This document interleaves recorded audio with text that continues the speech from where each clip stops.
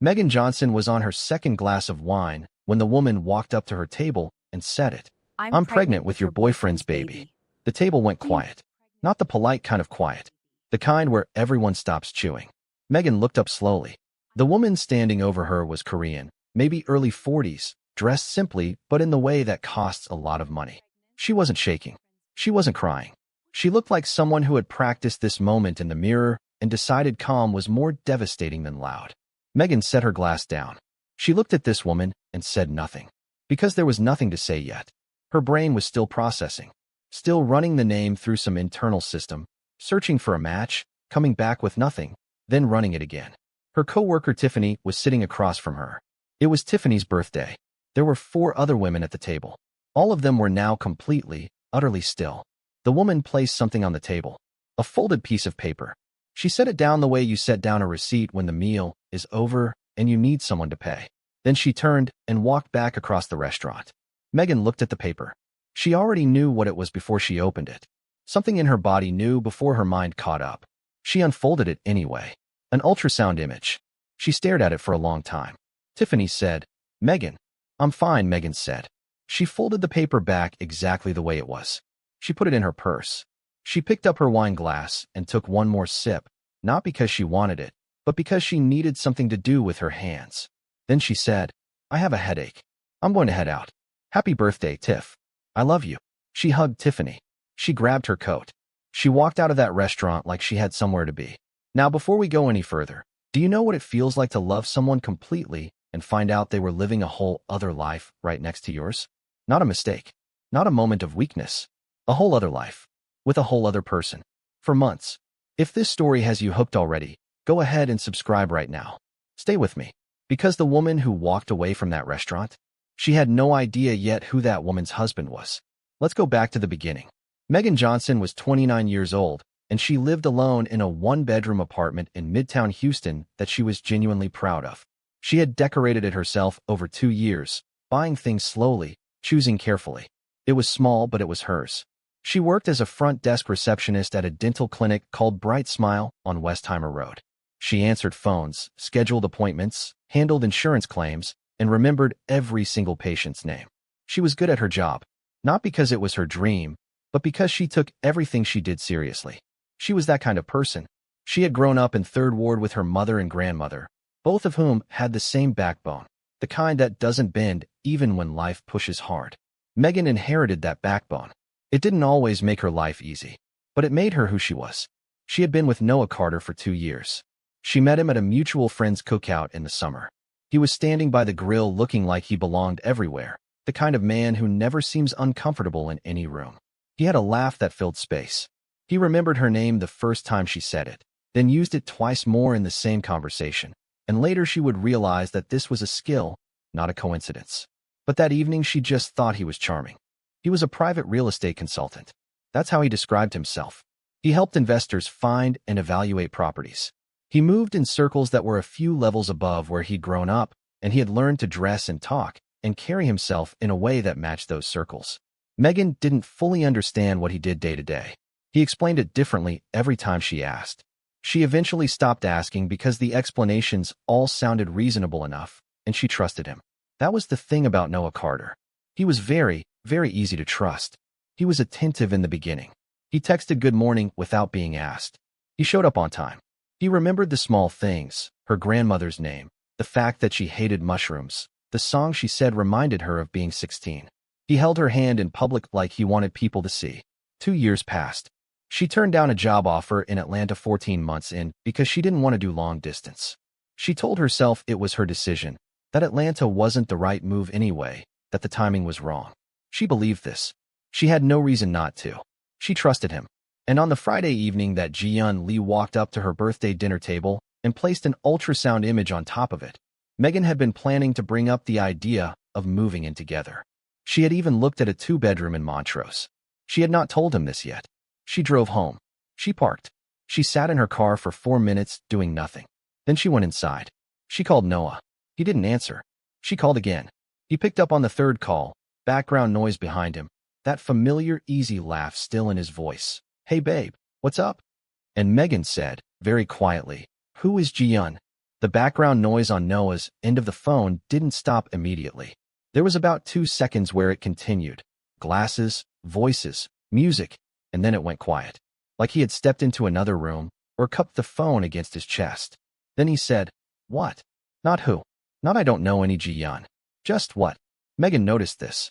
She said it again, slowly, giving each syllable its own space. "Who is Ji-yeon?" "Megan, I don't know what you're talking about. A woman came to my table tonight. At dinner. She said she's pregnant with your baby." "What?" This time his voice had more in it. Confusion, or something performing as confusion. Babe, that doesn't make sense. What woman? What does she look like?" "Korean. 40s. She knew my name." "Megan, someone is playing games with you. I don't know any Korean woman. This is crazy. And the thing is," he said it with such certainty. Such steady, clean certainty. No stumble, no pause. Just calm and clear and slightly offended, like someone who had been accused of something ridiculous. Megan sat on her couch and listened to his voice and felt something in her begin to waver. Because this was the man who showed up to her mother's house every Thanksgiving with sweet potato pie from scratch. This was the man who held her when her grandmother was sick and didn't say anything stupid, just sat with her. This was the man she had been quietly building a life around. "Come home," she said. "I'm at a work thing, babe." "Noah, come home." He got there 40 minutes later. He was still in his going-out clothes, cologne still fresh, the kind of composed that takes effort to maintain. He walked in and hugged her first thing, before she could say anything, and she let him because she still didn't know. She still needed to not know. He sat on the couch across from her and talked. He was good at talking. He explained how crazy it sounded, how he had no idea who would do something like that, how maybe it was someone jealous, someone who had seen them together somewhere and fixated. He leaned forward with his elbows on his knees and looked at her with those eyes she had trusted for 2 years, and he said, "I love you. You know that. Why would I throw this away?" Megan listened to all of it. Then she said, "Show me your phone." And Noah, just for a half second, paused. It was nothing. Just a micro pause, a fraction of time. But Megan caught it the way you catch a small sound in a quiet house at night. Your whole body goes alert before your brain even names what it heard. He took the phone out. He held it for just a moment, maybe deciding something, maybe running some calculation, and then he handed it to her. She opened it. She went to the messages. There was a contact saved as J. She tapped it. 7 months of messages opened in front of her. She scrolled slowly. She didn't read every word. She didn't need to. She saw enough. She saw the photographs. She saw the voice notes. She saw the timestamps. Nights she remembered. Evenings he'd said he was working late. A Sunday morning he said he had a client breakfast. She saw 3 weeks ago, "No, I'm pregnant." And his response, not immediate, a few hours later, "We need to talk. Don't say anything to anyone." She put the phone down on the coffee table. She looked at him. He was watching her face with the specific expression of a man trying to figure out how bad it is. She said, "Get out of my apartment." "Megan." "Right now, Noah. If you would just let me. I will throw every single thing you own through that window if you don't stand up and walk out of my door in the next 30 seconds. She said this calmly. That was the most frightening part of it, the calm. Not screaming, not throwing things, not dissolving. Just a flat, clear instruction delivered by someone who has already made a decision. He stood up. He looked at her for a moment like he might still try. Then he picked up his keys and his jacket, and he left. She locked the door behind him. She stood in her hallway for a moment with her hand still on the lock. Then she walked to her bedroom, sat on the floor with her back against the side of the bed, and she cried. Not the composed kind. The real kind. The kind that makes no noise for the first few seconds because the feeling is too big to come out, and then it does come out, all at once, ugly and exhausting and honest. She cried for a long time. Then she stopped. She washed her face. She made herself a cup of tea she didn't drink. She sat at her kitchen table in the dark until 2 a.m. She was not thinking about Ji-yeon. She was not thinking about the woman's husband, or what restaurant they were in, or the section of that restaurant where a man in a dark blazer had watched his wife cross the floor and do something he could not explain. She was thinking about the 2-bedroom apartment in Montrose she had looked at. She was thinking about the Atlanta job offer. She was thinking about 2 years of Sunday mornings and inside jokes, and the specific way a person can make themselves into the shape of your life so completely that losing them doesn't just hurt. It restructures everything. She was thinking about how well she thought she knew him. Across Houston, in a house in River Oaks that Megan would never have driven past without thinking someone very serious lived there. Lee Dong-wook was sitting in his home office at 11:30 at night with his tie loosened and a glass of whiskey he kept forgetting to drink. He was 54 years old, though people routinely guessed younger. He was the kind of man that silence looked natural on, not cold, just measured. He had built CN Capital Group from essentially nothing over 20 years. Starting with a small logistics operation, he ran out of a shared office in Koreatown, Dallas, and building it into one of the mid-sized commercial real estate and private equity firms operating in the Texas market. He was not a household name. He didn't need to be. The kind of wealth he had accumulated operated quietly, through relationships and paperwork and the long game, not through press releases. He had been married to Ji-yeon for 11 years. They had met in Seoul at a business dinner hosted by a mutual associate, when he was 43 and she was 31. She was striking in the way that takes time to fully appreciate, not a loud beauty, but a precise one. She was quick, opinionated, and funny in a dry way that he liked. He had pursued her with the same patience he applied to everything, steadily, without drama, without needing to be told yes more than once. They married within a year. For the first 3 years it was good. Not a fairy tale, but good, real. They traveled. They argued sometimes and resolved it like adults. She made friends in Houston and learned to like the city. He worked a lot, but came home. It was a real marriage. Then it became something else. Not a fight, not a specific moment, just a slow drift. He worked more. She filled her days with things that were not him. They were polite with each other. They attended the events they needed to attend together.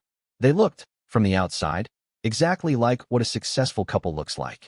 He had known something was wrong for a long time. Not the specific thing, just the texture of wrong. The quality of her silences, the way she held her phone differently, the small adjustments in how she was when he came home. He was a man who had built a career on reading people and situations, and he had been reading something in his wife for months and choosing, deliberately, not to name it. Because naming it meant dealing with it. And dealing with it meant looking directly at 11 years and asking if any of it was still real. But then she had stood up from their dinner table that night. The business dinner he'd brought her to at Uchi, the one with 3 potential investors he needed to impress. And she had walked across the restaurant with a calmness that made the back of his neck go cold, approached a table of women he didn't know, said something, placed something on the table, and walked back. She sat back down beside him. She picked up her chopsticks. She said nothing. He said nothing. The dinner continued. And when they got home that night and Ji-yeon went straight to the shower without speaking, Dong-wook sat in his office and sent a text to one man, his head of private security, a man named Kwon who had worked with him for 9 years and who Dong-wook trusted more than he trusted most people. The text said, "I need you to look into something for me. Come by tomorrow morning." He put his phone face down on the desk. He picked up his whiskey and drank it this time. For days passed. Megan went to work. She checked in patients. She confirmed appointments. She fielded phone calls about insurance coverage. She smiled at Dr. Okafor when he passed her desk and asked how her weekend was, and she said, "Good, pretty quiet."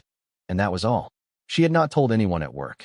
She had not told her mother, because her mother would come over immediately and want to talk for 6 hours, and Megan was not ready for that.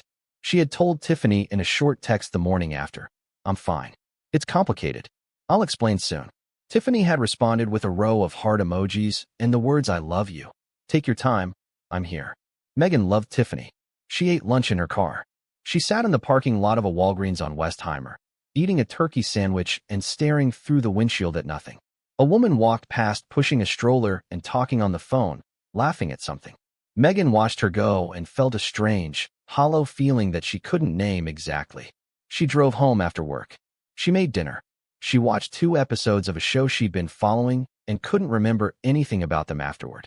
She sat on her bathroom floor at 10 p.m. and let herself cry for exactly 15 minutes, then stood up, washed her face, and went to bed.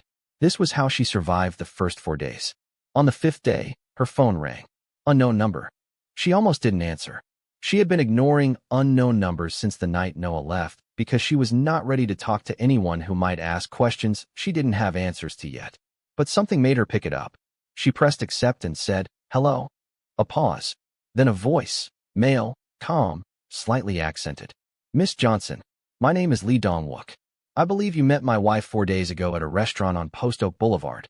I want to apologize for what happened to you that night. I'd like to speak with you, if you're willing. In public." About something that affects both of us. Megan sat very still. She said, "How did you get my number?" "I have resources. I want to be transparent about that. I also want to be transparent about why I'm calling. I'm not calling to threaten you or make this harder for you. I'm calling because I think you deserve to know the full picture. And because I need to understand it myself." Megan said nothing for a moment. She was thinking about the restaurant. She was thinking about Ji-Yun's face, that precise, practiced calm. She was thinking about a man sitting in a different section of the same restaurant, watching all of this happen. "Public place," she said. "My choice." "Of course," he said. She picked a coffee shop in Montrose she'd been to 100 times.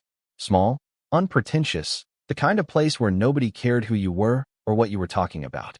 She told him the address and the time. Next day, 10:30 in the morning.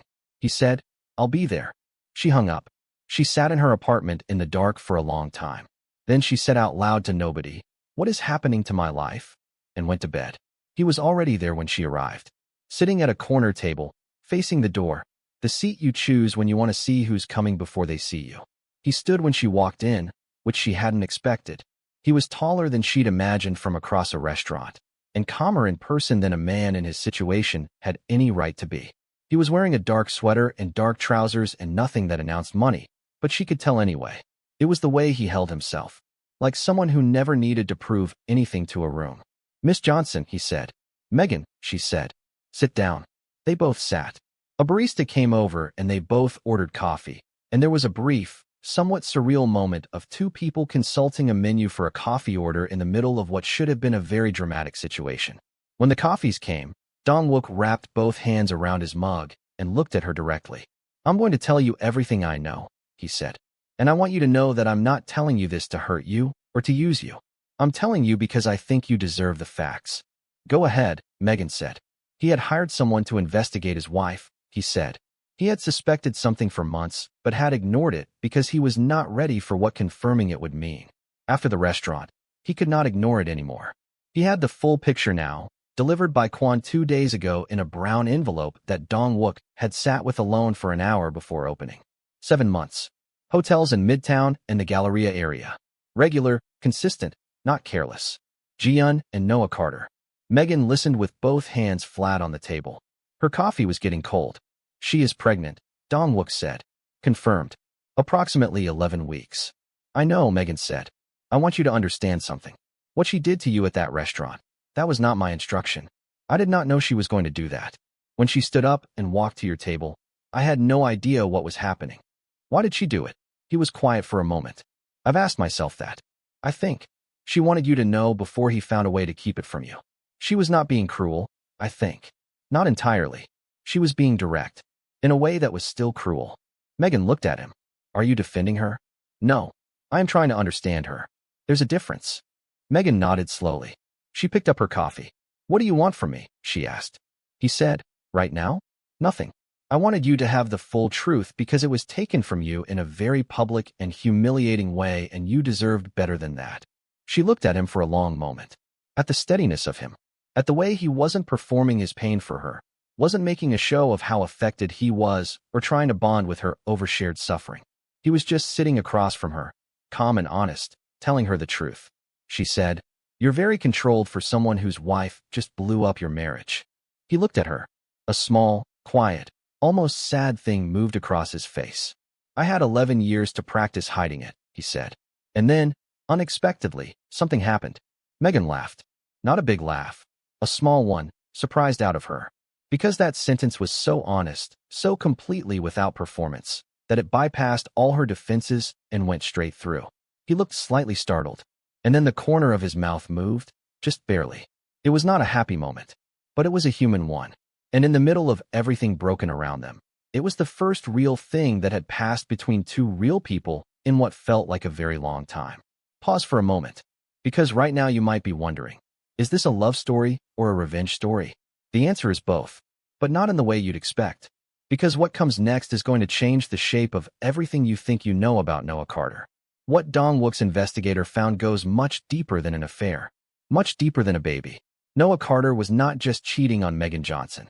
He was running a whole operation, and both Megan and Dong-wook were part of it without knowing. Dong-wook called Megan 3 days after their coffee meeting. She was at work, So she let it ring and texted back, "At work. Can I call later?" He responded, "Of course. Evening whenever suits you." She called at 7.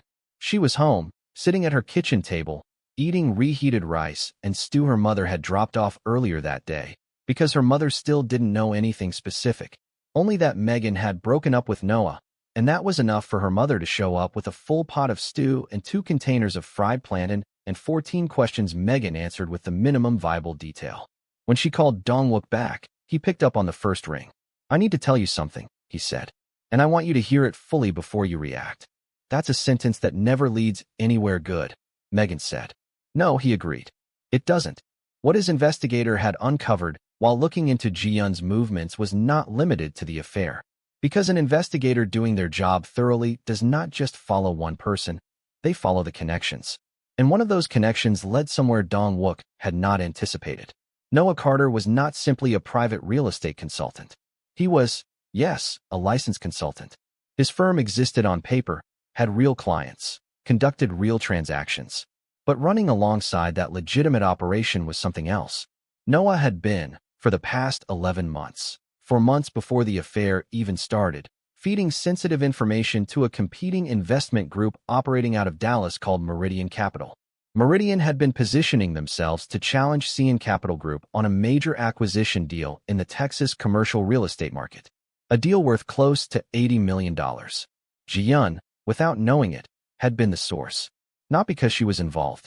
Because she was Ji-yeon Lee, wife of Lee Dong-wook, present at dinners, privy to conversations, in possession of documents on a shared home network, occasionally present when business calls happened, passing on the small details that anyone passes on to a person they trust when they're in love with them. Noah had targeted her.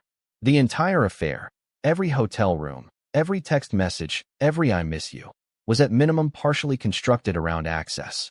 Megan was quiet on the phone for a long time. "Megan," Dong-wook said. "I'm here," she said.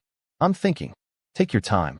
She sat at her kitchen table with her rice going cold in front of her, and she thought about Noah Carter. She thought about the way he always seemed vaguely interested when she mentioned anything about patience with business money or Houston real estate circles. She thought about how he had come to her clinic's holiday party and spent 40 minutes talking to Dr. Okafor's business partner. She had thought nothing of it at the time. He was just sociable. He was just good at talking to people. "How sure are you?" she asked. "The evidence is solid. Financial transfers, communications, timing of information releases against Meridian's market moves. Kwan's contacts confirmed it.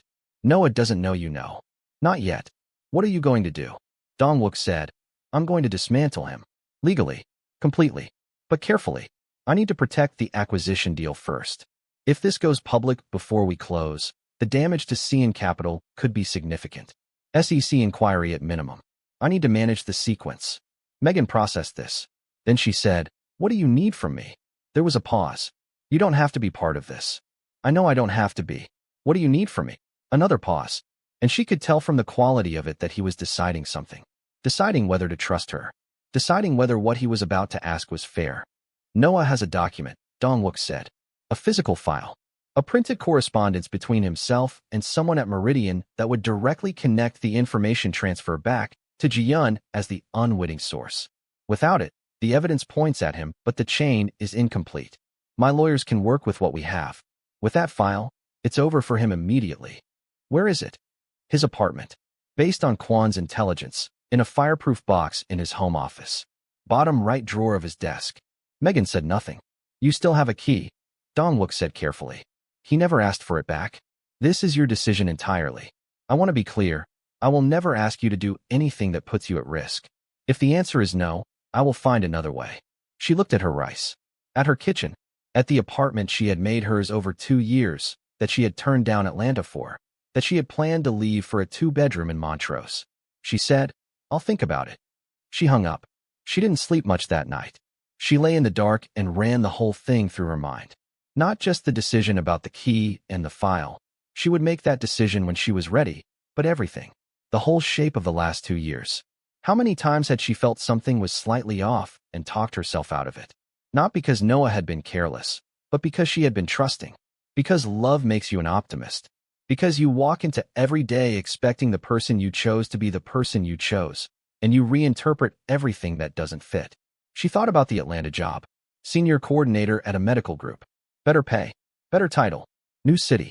She had turned it down standing in her kitchen while Noah stood behind her with his arms around her waist, saying he didn't want to do long distance, saying he wanted her here, saying the right things in the right voice at the exact right moment.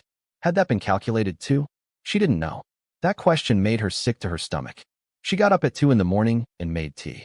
She sat at her kitchen table and called her grandmother, because her grandmother was 81 years old and kept odd hours and always answered and never asked you to explain yourself before you were ready. You awake, Grandma? When am I not? What's wrong, baby? I need to ask you something. Ask. If someone hurt you on purpose, I mean really on purpose, not a mistake, would you do something about it? Even if it meant getting involved in something complicated? Her grandmother was quiet for a moment. Then she said, depends on what complicated means. Complicated that might hurt you, or complicated that might cost you some peace for a little while. The second one. Then yes, her grandmother said. You do it. Because doing nothing costs you peace too. It just takes longer and charges you more interest. Megan sat with that. Okay, she said. Okay, Grandma. You going to tell me what this is actually about? Soon. I promise.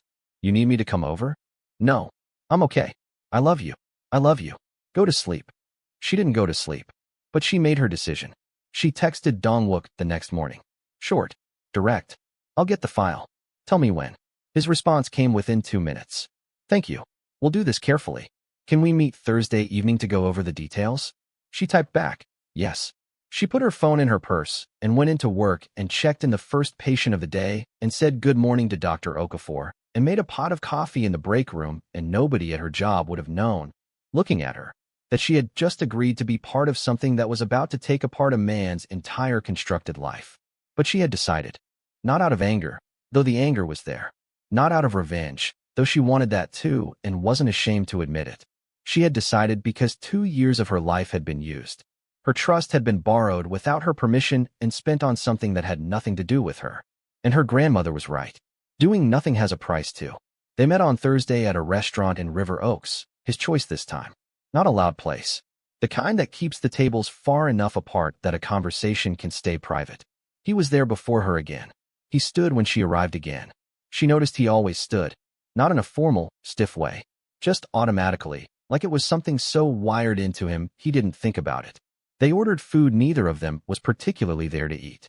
Dong-wook walked her through the plan in the same way he probably walked his team through acquisition strategies. Methodical, sequenced, nothing left unexamined. He had already gotten his legal team involved. They had reviewed what Kwon brought them and agreed the evidence was strong but would benefit from the physical document.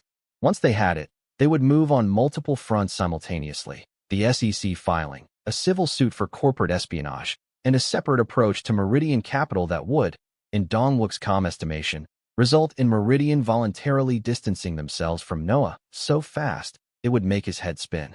He won't go to prison, Dong-wook said. I want you to know that. This isn't a criminal case. Civil, financial, reputational. His ability to operate in any serious business environment in this city, or any city, will be finished. Is that enough? Megan asked. Dong-wook looked at her. What would be enough? She thought about it honestly. I don't know. I keep trying to figure out what I actually want. Not what I'm supposed to want. What I actually want. And I want him to know I know everything. The real thing, not just the affair. All of it. I want him to understand that I'm not just someone he left behind while he moved on. I want him to know I was in the room when it ended. Dong-wook looked at her for a long moment. That can be arranged, he said. Not dangerously. No, not dangerously. She nodded. They sat for a moment with the food getting slightly cold between them and the sounds of other people's conversations around them. And Megan looked across the table at this man who was in the process of losing his marriage and his sense of an 11-year life. And she thought about the fact that he had still managed to call her, a stranger, to apologize for what his wife did to her. Can I ask you something personal? She said. Yes. Did you love her? He didn't answer immediately. He turned his coffee cup slowly on the table. Yes, he said finally. For a long time. Then I think we both just stayed. Out of habit. Out of not wanting to be the one who said it first. That's sad. Yes, he said simply. Are you angry at her? I'm angry at what she allowed to happen. At what she was used for without knowing it. At the fact that she was lonely enough to fall for someone like Noah Carter. He paused. I contributed to her loneliness. I'm honest about that. Megan looked at him. She said, "You know you didn't deserve this, right? Being honest about your role in someone's loneliness doesn't mean you deserve to be betrayed." He looked at her across the table, and something in his face shifted, not dramatically, but enough. Like a man who had been holding something at a careful distance and had just been given permission to put it down for a moment. "Thank you," he said. Quiet, genuine. She nodded. She picked up her fork. They finished dinner. They talked through the specifics. He told her that Kwan would confirm the layout of Noah's apartment building and the floor plan based on leasing records. He told her the window of time that would be safest, a Wednesday afternoon when building management records showed Noah had a standing meeting out of his home office. Megan had been to the apartment dozens of times. She knew the layout. She knew the desk. As they walked out to the parking lot, Dong-wook said, "You don't have to do the apartment yourself. I can find someone." "No," she said. "I'll do it. I need to do it." He looked at her. "All right." She got to her car. She was about to get in when she turned back and said, "Hey." He stopped. "What music do you actually like? Not elevator music, not what's playing at your business dinners. Actual music." He looked mildly surprised by the question. He thought about it. "Older R&B," he said, "and classical piano when I'm working." "You. Podcasts mostly. I've never understood podcasts." She laughed, the same surprised laugh as the coffee shop, and he made that small movement at the corner of his mouth again. She got in her car and drove home. The Wednesday arrived. Kwan had confirmed everything. The building's access code hadn't changed. Megan still had it from when she used to come over regularly. The key still worked. She had tested it with a quick lobby door check earlier in the week. Noah's car would be gone by noon for a 2-hour block. Kwan had verified his calendar through a source Megan didn't ask about. She took a half day from work. Dr. Okafor's office manager covered the desk. Megan drove to Montrose, parked 2 streets over, and walked. She had done this so many times. Walked this route in the dark after work, in the morning on weekends, once in the rain when she hadn't brought an umbrella because she'd only planned to stay an hour and then stayed until Sunday. She knew the lobby. She knew the elevator. She knew the specific way the 4th-floor hallway smelled of the lavender cleaning product the building used. She stood outside apartment 412 for exactly 3 seconds. Then she unlocked the door and went in. The apartment was clean. Noah was neat. She had always known that about him. She walked straight to the home office at the back of the apartment without looking at anything else. She was not going to let herself look at anything else. She sat at his desk. She found the fireproof box in the bottom right drawer exactly where Kwan had said it would be. She didn't have the combination, but she didn't need one. Kwan had told her the default code most of these boxes shipped with was never changed by the owner in 60% of cases. She tried 0000. It opened. She found the file. She recognized the Meridian capital letterhead from what Dong-wook had described. She took it out, folded it carefully, put it in her tote bag. She put the empty box back in the drawer and closed it. She stood up. She looked around the office. At his bookshelf with the books organized by height. At the framed photo on the desk. Him and some colleagues at what looked like a golf event. No photo of her anywhere visible. She had never noticed that before. She left. She walked back down the hallway and into the elevator and through the lobby and onto the street. She walked to her car, got in, and texted one word to Dong-wook. "Got it." His reply came in under a minute. "Thank you. I'll take it from here." She sat in her car for a moment. Then she drove to a park near her apartment and sat on a bench by the pond for about an hour doing absolutely nothing. Watching a dog chase a bird. Listening to kids somewhere behind her. Feeling the strange, clean sensation of someone who has done a thing they decided to do. She had not cried at all today. She had not been afraid. She had walked in, done what needed doing, and walked back out. She thought about her grandmother's words. Doing nothing has a price too. It just charges you more interest. She was not paying that price. 3 days after Megan delivered the file, Ji-yeon called. Not Dong-wook. Ji-yeon. Megan was at her desk at work, halfway through updating the afternoon schedule, when her phone buzzed with an unknown number. The area code was local. She almost let it ring, but she had made a habit lately of answering what she would have ignored before, because the last time she'd ignored an unknown number, she'd almost missed Dong-wook's call, which had started all of this. She stepped into the break room and picked up. "Hello." A pause. Then, "Megan Johnson?" The accent was slight, but recognizable. Megan went completely still. "Yes," she said carefully. "This is Ji-yeon. Ji-yeon Lee." Another pause. "I know you have no reason to speak to me." Megan said nothing. She sat down on the break room couch and waited. I'm not calling to cause more problems, Ji-yeon said. Her voice was controlled, but there was something underneath the control, a thinness to it, like something that has been stretched too far. I'm calling because no one knows. He knows Dong-wook is investigating him. He found out somehow, I don't know how, and he called me this morning. Megan's stomach dropped. What did he say? He said, Ji-yeon stopped. Started again. He said that if Dong-wook doesn't make this go away, the investigation, all of it, he will release photographs of me, to the press, to business contacts, to anyone he thinks will cause the maximum amount of damage. Megan pressed her hand flat against the break room table. Are these? Yes, Ji-yeon said, before the question was finished. Photographs I didn't know he was taking. Her voice dropped.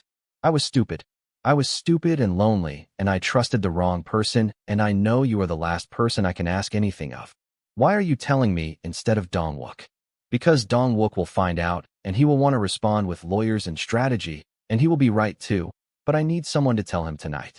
Before Noah does anything. I don't have the courage to tell him myself. I've taken enough from this man, my husband. I can't. Her voice broke, just slightly, and she steadied it. Please. Megan sat in her break room.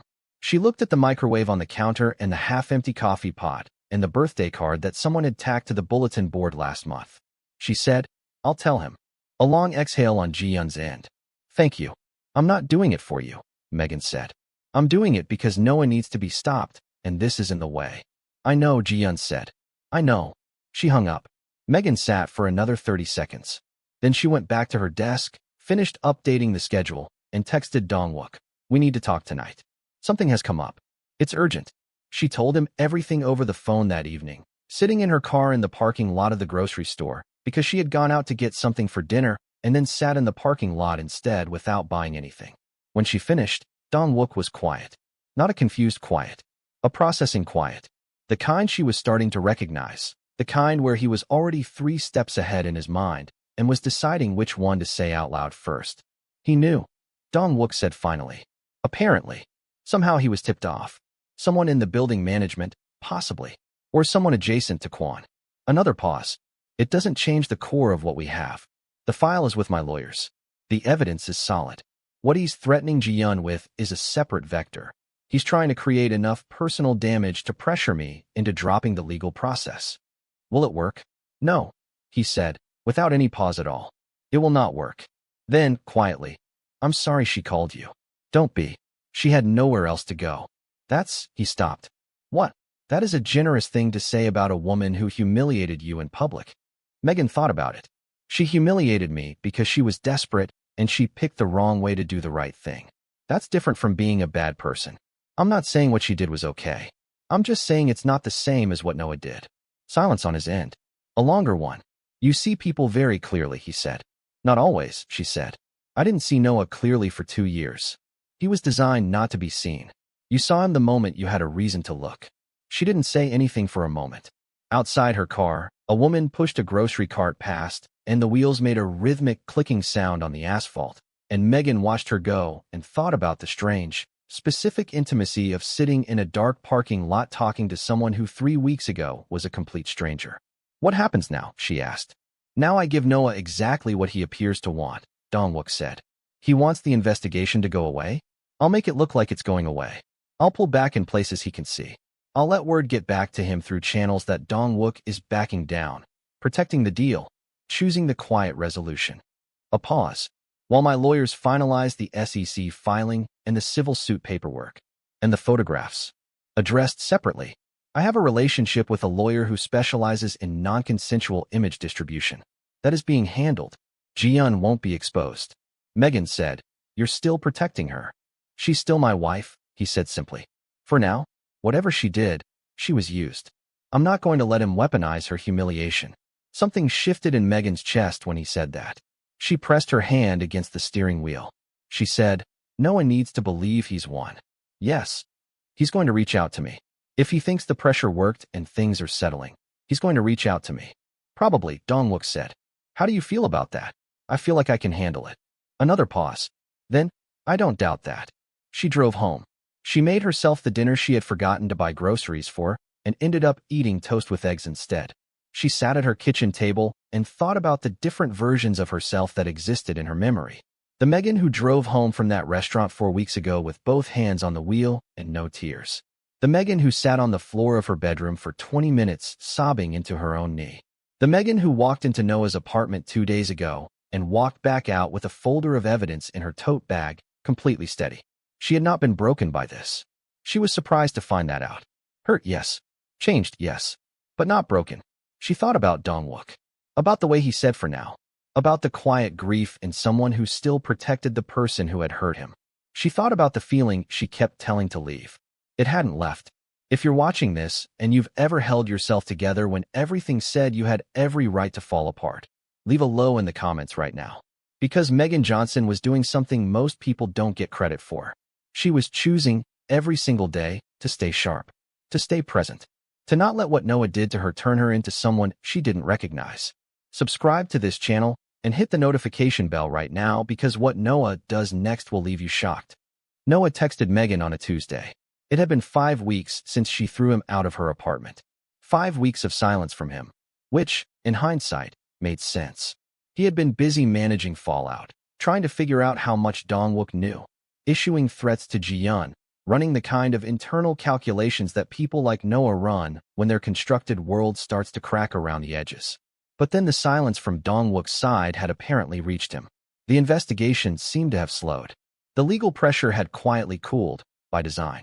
And so Noah did what Noah always did when he calculated that conditions were favorable. He reached out. The text came at 8:14 p.m. on a Tuesday. Megan was sitting on her couch with her feet tucked under her, reading a novel she'd been meaning to read for a year. Her phone lit up on the cushion beside her. Hey, I know I have no right to text you. I just keep thinking about you, and I don't know how to stop. Can we talk? She read it 3 times. Then she put the phone face down on the cushion and kept reading her book for 20 minutes before she picked it back up. She took a screenshot and sent it to Dong-wook. His reply came within minutes. As expected, take your time. When you're ready, I'll tell you what I need you to say. She looked at Noah's message again. Hey, I know I have no right. The word right in particular. The performance of accountability in a single word. I know I have no right. As if naming the violation somehow reduced it. As if awareness was the same as consequence. She turned her phone over again and went back to her book. She left it for 2 days. Then she replied. Short, slightly warm, carefully designed to crack a door open just enough. Something like, I don't know, Noah. I'm still hurt. But I've been thinking too. He replied within 3 minutes. He had been watching for her response. Can I see you? Just to talk. I don't expect anything. I just need you to know how sorry I am. She showed Dong-wook the exchange at their next meeting. A Thursday evening at the same River Oaks restaurant that had started to feel like their meeting place. Dong-wook read the messages carefully. He had brought his own phone and showed her the updated status from his lawyers. The SEC filing was complete, submitted 48 hours earlier. The civil suit was drafted and ready. Both would be triggered the following Monday, at which point every professional door in Noah Carter's orbit would begin to close simultaneously. The timeline is set, Dong-wook said. We need him comfortable until Monday. If he senses anything, if he gets another tip, if Ji-yeon panics and says something, he could attempt to destroy the meridian evidence on his end or flee the situation. So I meet him, Megan said. If you're willing.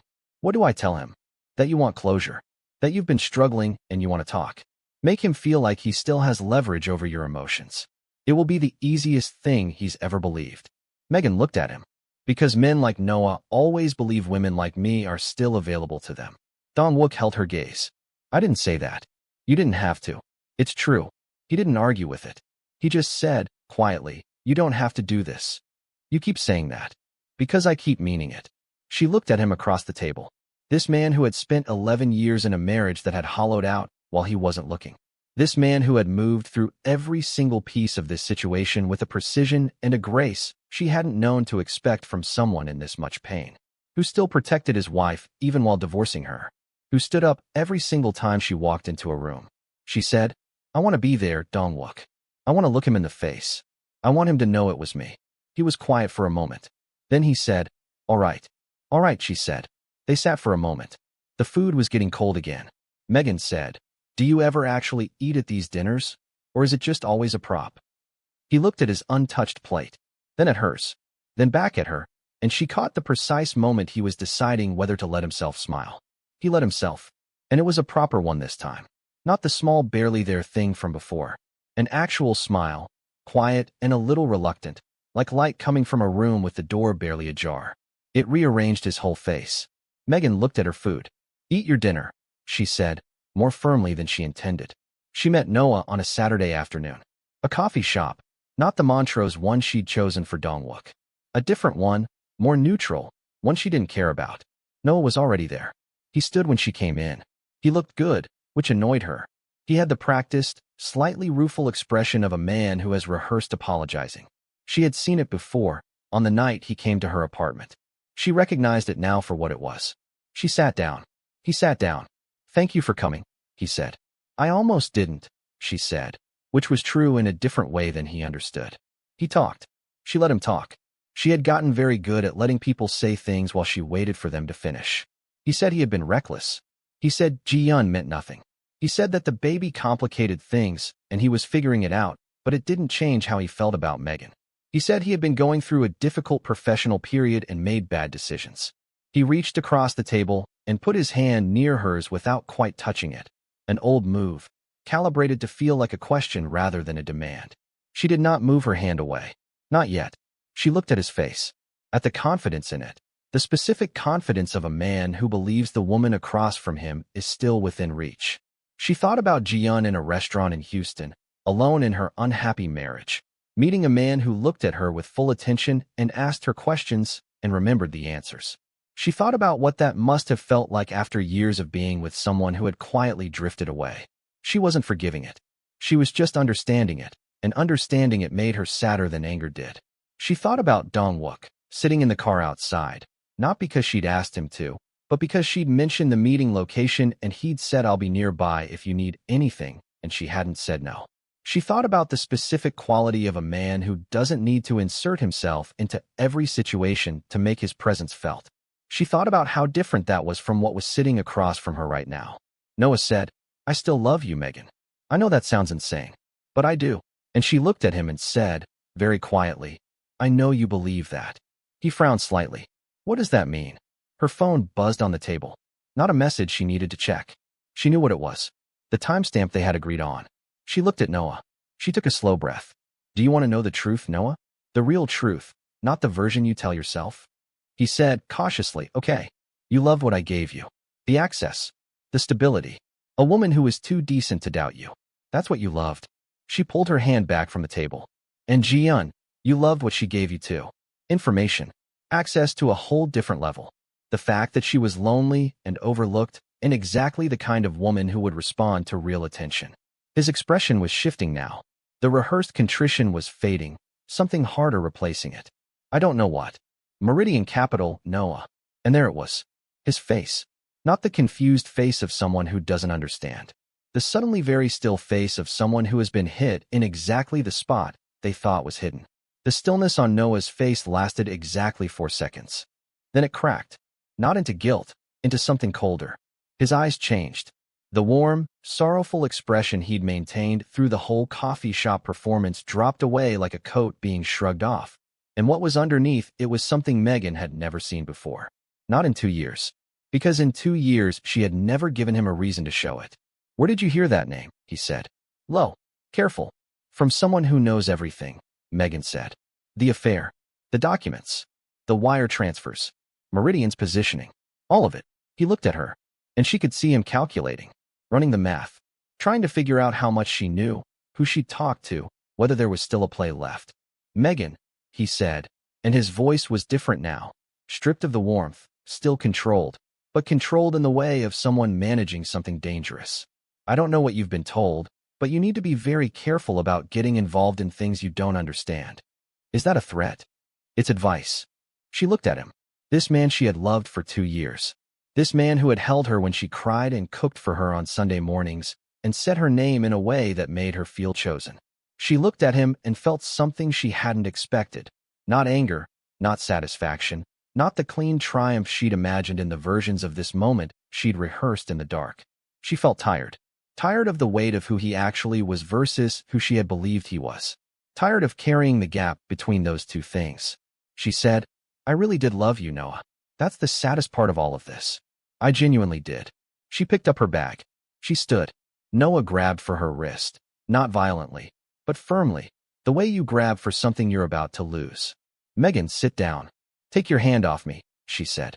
Flat. Immediate. He let go. She walked out of the coffee shop. She pushed through the door and stepped onto the sidewalk, and the Houston air hit her face, and she took one breath. One full, deliberate breath. She rolled her shoulders back. Across the street, a black car sat with the engine running. She crossed. She got in the passenger side. Dong-wook looked at her. Not urgently, with the quality of someone who has been waiting and was prepared to keep waiting. Is it done? She said. My lawyers submitted this morning. It's filed. He paused. Are you all right? She leaned her head back against the headrest. She stared at the ceiling of the car. I thought I'd feel more, she said. I thought it would feel bigger. How does it feel? She thought about it. Like putting something heavy down, she said. Not exciting. Just less heavy. He nodded slowly. He understood that. They sat for a moment. Outside, people moved along the sidewalk, unbothered, carrying on with their own lives with their own invisible weights. A bus went past. A kid on a bike. An ordinary Saturday afternoon in Houston that had no idea what had just happened in a coffee shop 30 feet away. He grabbed my wrist, she said. Dong-wook turned to look at her. I'm fine, she said quickly. He let go immediately. But I saw his face when I said Meridian. I saw exactly who he was. I'm sorry you had to see that. No, she said. I needed to see it. I needed to see the version of him he kept hidden. Because I've been grieving the version he showed me. And that version wasn't real. Now that I've seen the real one, she paused. It's easier. He was quiet. She turned and looked at him and found him looking back. Drive me home, she said. Of course, he said. The week that followed moved in two tracks simultaneously. On the professional track, everything Dong-wook had set in motion began to unfold with a speed and precision that Noah had apparently not anticipated. The SEC inquiry notification reached Meridian Capital before it reached Noah, and Meridian's response was exactly what Dong-wook had predicted: immediate, decisive, and total. They severed every connection to Noah Carter within 48 hours. His name disappeared from every Meridian correspondence. His contact at the firm, a man named Stevens who had been the primary liaison, went completely dark. The civil suit arrived at Noah's registered address on a Wednesday. His lawyer called Dong-wook's lawyers the same afternoon to request a settlement conversation. Dong-wook's lawyers said they would consider it and set a timeline of 30 days for Noah to respond to the full complaint. This was not generosity, it was strategy. 30 days of public-facing litigation damage while the settlement conversation went nowhere. Noah's professional network, which had never been enormous, began to thin. Emails went unanswered. Meetings were quietly canceled. The careful architecture of a man who had built access through charm and dishonesty began to show how little of it had actually been his. And on the personal track, Dong-wook called Megan on a Thursday evening. Not about any of it. He called, and when she picked up he said, I'm not calling about the case. I just wanted to know how you were. She was at her kitchen table with a bowl of cereal for dinner. She'd had a long day and couldn't be bothered, and she looked at her cereal and thought about that for a second. You called just to ask how I was, she said. Yes. Is that strange? A little. Is it unwelcome? She poked at her cereal. No, she said. No, it's not. They talked for 2 hours.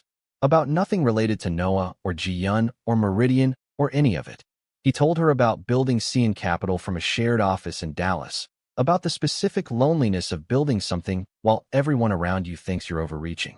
She told him about her grandmother, about Third Ward, about the Atlanta job and the specific, complicated shame of realizing you made a major life decision based on a relationship that wasn't real. He listened the way she'd noticed he always listened, completely, without interrupting, without preparing his response while she was still talking. Like what she said actually had his whole attention. You should have taken the Atlanta job, he said. Probably, she said. It's not too late for the next one. I know. She paused. I've been thinking about that actually.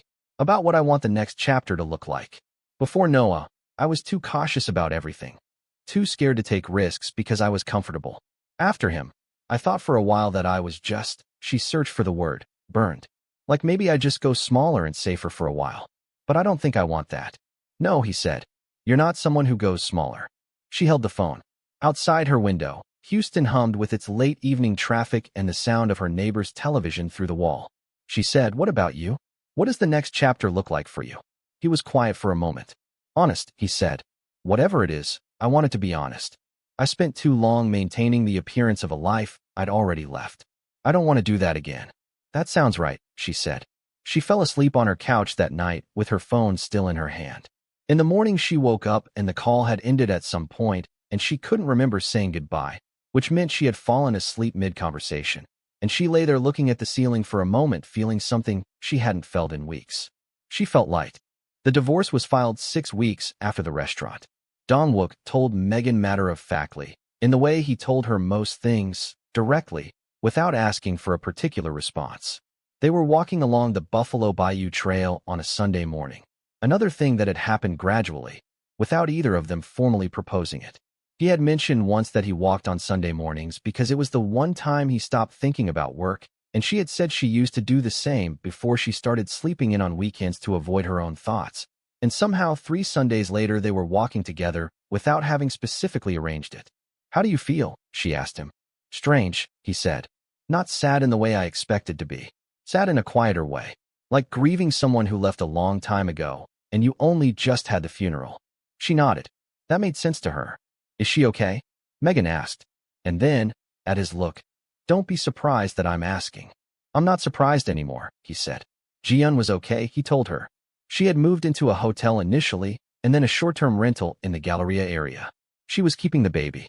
She and Dong-wook had agreed, through their lawyers, to handle everything without public drama. A mutual decision that cost both of them something, but also cost less than the alternative.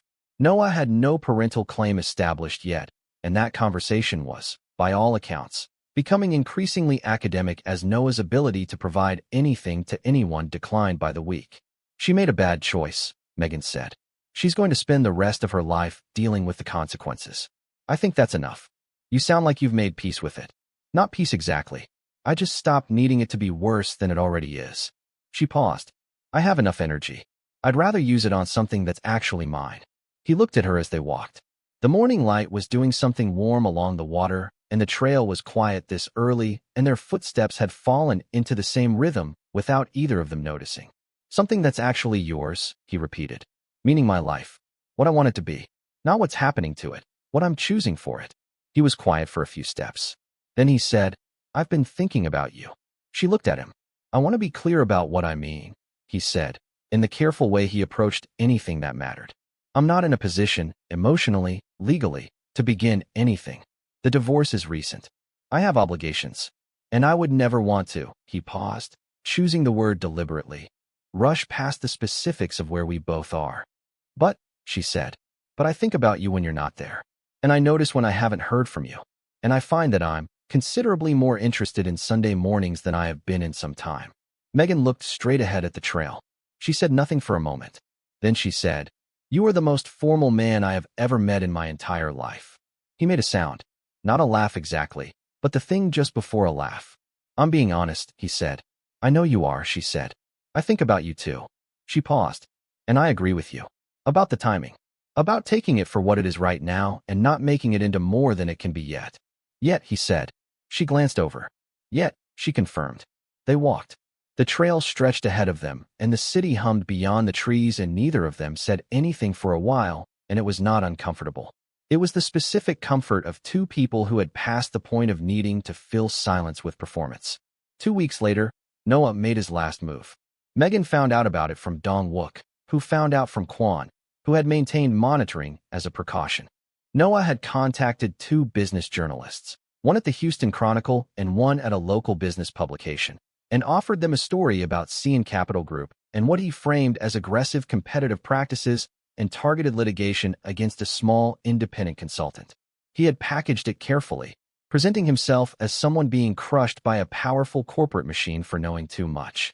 He had sent both journalists a version of events that was technically composed only of true fragments assembled into a structure that reversed the cause and effect of everything that had actually happened. Dong-wook's response, when Megan asked what he was going to do, was to invite both journalists to a background briefing with his communications team the following Tuesday, where they were walked through the full timeline: SEC filings, civil suit documentation, the corporate espionage evidence chain, and shown the context for everything Noah had characterized as persecution. Both journalists sat with what they were given. Neither ran Noah's story. One of them, it turned out, had heard Noah's name before in a different context. She made a call to a source in Dallas real estate who confirmed that Noah Carter had left a previous consulting arrangement under circumstances that had never been publicly explained. She wrote a different story, one about Meridian Capital and the SEC inquiry, that mentioned Noah's name exactly twice, both times in the context of the evidence submitted. The morning that story ran, Noah's phone started ringing from people whose calls he'd been depending on. He let them go to voicemail. By the end of that week, 2 more former associates had surfaced, people who had been quietly waiting to see if anything stuck to Noah before they said anything. And each of them had small pieces to add to a picture that was now very complete. Noah Carter left Houston 17 days after that story ran. His apartment lease was broken. His consulting firm's registered address became inactive. Quan's monitoring confirmed he had relocated to another state, starting from scratch with nothing that had transferred from here. Megan found out on a Thursday morning when Dong-wook texted her. "It's done. He's gone. I wanted you to know." She was at the front desk of Bright Smile. Dr. Okafor was in his first appointment. The waiting room had 3 patients. She read the text twice. She put her phone face down on the desk. She looked at the waiting room. She felt. She searched for what she felt. Finished. That was the word. Not victorious. Not healed. Not completely whole. But finished. Like a chapter that had gone on much longer than it should have. That had cost more than it should have cost. But that was genuinely, finally, over. She picked up the phone. She typed back. "Thank you for telling me. Are you okay?" He replied, "Working on it." "You?" She smiled at her phone, small and private. Her face turned away from the waiting room. She typed, "Working on it." Weeks passed. The real kind. The kind without dramatic incidents. Without phone calls that change everything. Without threats and evidence files and calculated operations. Just weeks. Megan went to work. She answered the phones and confirmed the appointments and remembered all the names. She started running in the evenings, not because she'd planned to, but one day she put on her shoes intending to go to the grocery store and ended up at the bayou instead, and it felt so good to just move through space without a destination that she went back the next evening and the evening after that. She called her grandmother 3 times a week instead of once. She told her everything. The whole story, start to finish, one Sunday afternoon over the phone. Her grandmother listened without interrupting, which for her grandmother was a considerable exercise of restraint. When Megan finished, there was a brief silence, and then her grandmother said, "And the Korean man?" "He's my friend," Megan said. "We're figuring out what comes after that." Another pause. "Is he good?" "Yes, Grandma. He's good." "Then stop figuring and just let it be what it is." Megan had laughed for a long time at that.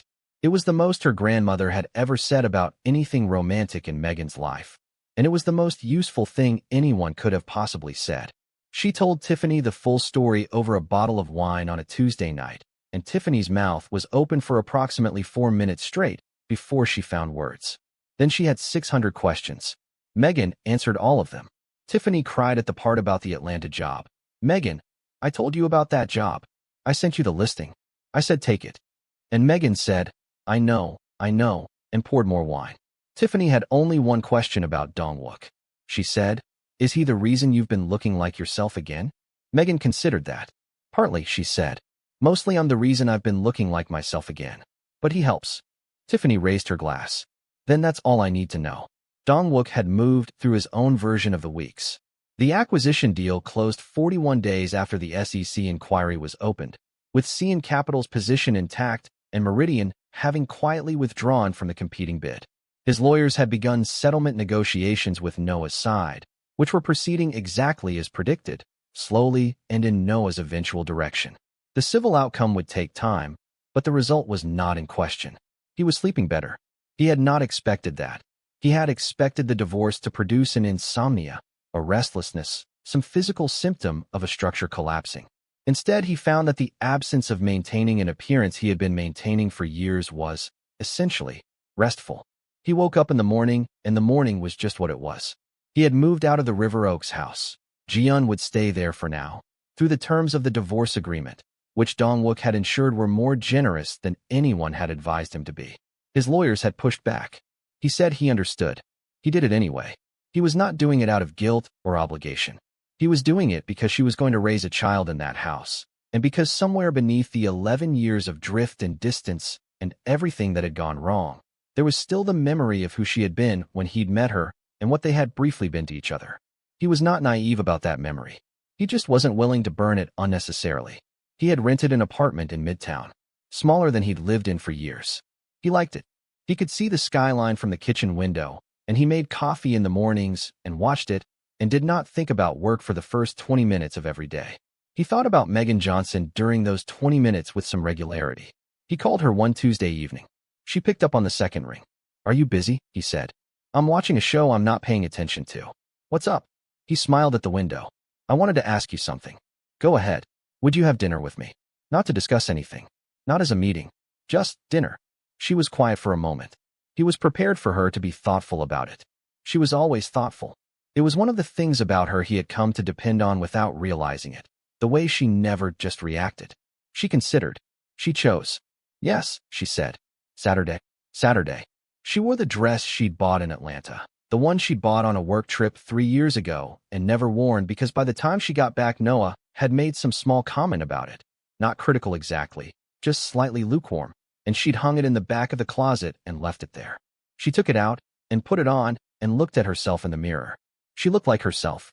The version of herself that existed before she started editing herself for someone else. She liked what she saw. He picked her up, which she had not expected. He drove, which she also had not expected. She had assumed a car service would be involved. She got in the passenger seat of a car that was perfectly ordinary and looked at him, and he glanced over with a small private expression that she had started to think of as his actual face. Not the composed, corporate-facing version, but the one that appeared when there was no one to perform for. "You look," he started. "Don't overthink it," she said. He stopped and started again. "You look like yourself." She turned and looked at him. "How do you know what I look like as myself?" "You met me at the worst month of my life." "Yes," he said. "And you were still entirely yourself through all of it." She looked at the road ahead. She said nothing for a moment because she needed the moment. Then she said, "Where are we going?" "A place I know in the Heights. Small. Unpretentious. Good food that you'll actually eat this time." She laughed. They had dinner. Real dinner this time. Food that got eaten, wine that got finished, conversation that went sideways into unexpected places. He told her about his father leaving when he was 12 and how he had decided, at 12 years old, that he was going to become the kind of man who didn't leave, and how he had held on to that promise so tightly that he'd stayed in places he should have left and called it integrity when sometimes it was just fear. She told him about the version of herself that existed before caution had become a habit, the one who'd wanted to study abroad, who'd had a plan, at 22, to open a healthcare administration consultancy by 35, who had gradually filed those ambitions under later and practical and not right now and had ended up with a good, real, honest life that was somehow still smaller than what she'd once imagined. "You could still do it," he said. "I know," she said. "I've been thinking about it differently lately. Like, the last 3 months stripped something away. Some layer of, I don't know, accommodation. I spent a long time making myself fit into spaces that were too small and calling it choosing." He looked at her. "And now I'm done choosing small." He raised his glass slightly. She raised hers. They drank. Outside the restaurant, standing on the sidewalk at 10:30 on a Saturday night with Houston warm and alive around them, he turned to her.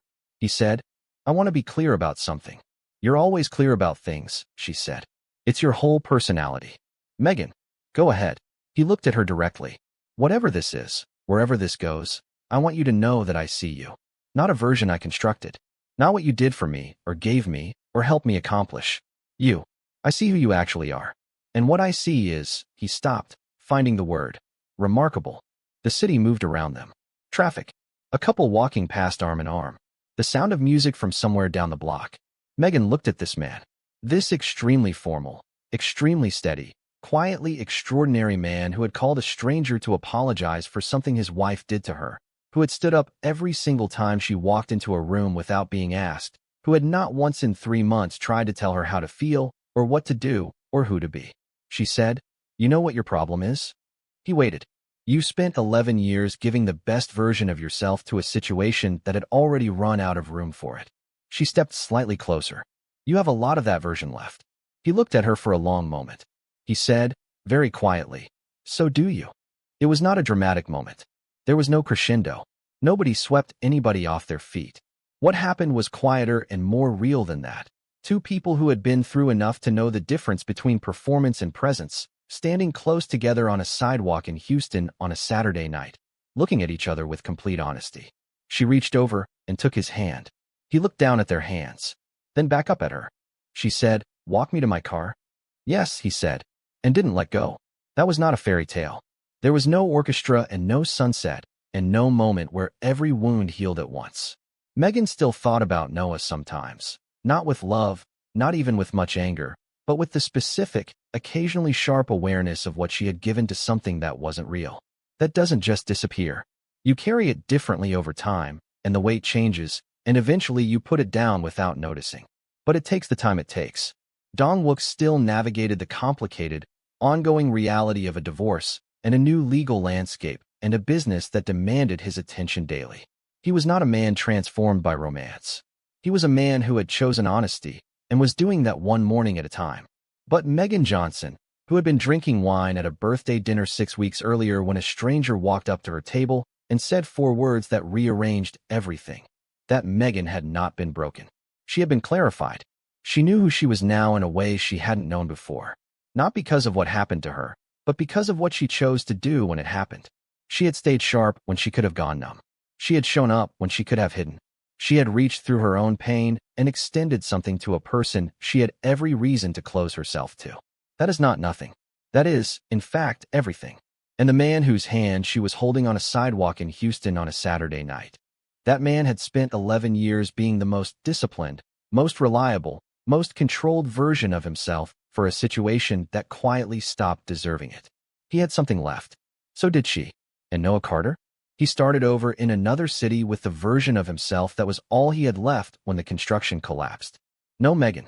No Ji-Yun. No Meridian. No manufactured access.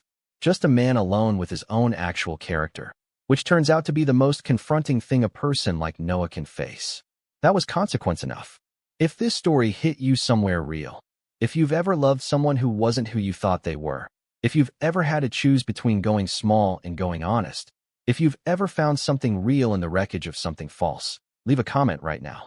Tell me what part hit you hardest. Subscribe to this channel. Hit the bell for more stories like this.